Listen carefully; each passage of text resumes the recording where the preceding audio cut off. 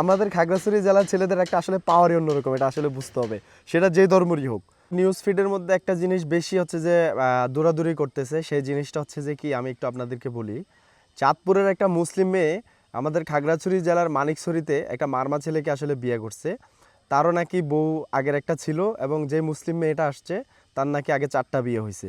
তখন আমার প্রশ্ন হলো যে, যে মেয়েটা আসলে চাঁদপুর থেকে আসছে, সে সে যে মানে আসছে মারমা ছেলের সাথে, তো আপনি আসছেন ভালো কথা, আপনি তো একটা মানে বিয়ে শাদী করেন এরকম একটা ছেলের সাথে আসার দরকার ছিল।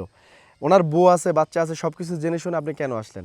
আর যে মারমা ছেলেটা একটা মুসলিম মেয়ে নিয়ে আসছেন চাঁদপুর থেকে, তার উদ্দেশ্য হচ্ছে যে, আমার কথা যে এটা যার যার ব্যক্তিগত ব্যাপার, যেহেতু আপনাকে তার ভালো লাগছে বা আপনি তার সাথে সম্পর্ক করছেন, হয়তো মিথ্যা কিছু বলছেন, না হয় সে আসতো না।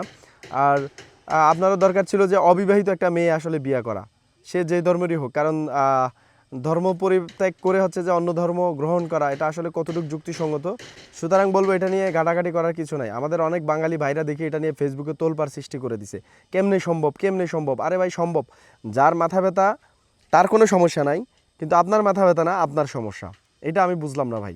ওই মেয়ের ভালো লাগছে বিদায় ওই মেয়ে চলে আসছে, আপনার খাওয়া আপনি খান, আপনার চিন্তা আপনি করেন। আর এক মেয়ের চিন্তা করে আপনার ঘুম নষ্ট করে কোনো লাভ নাই। কি বলছি বুঝতে পারছেন?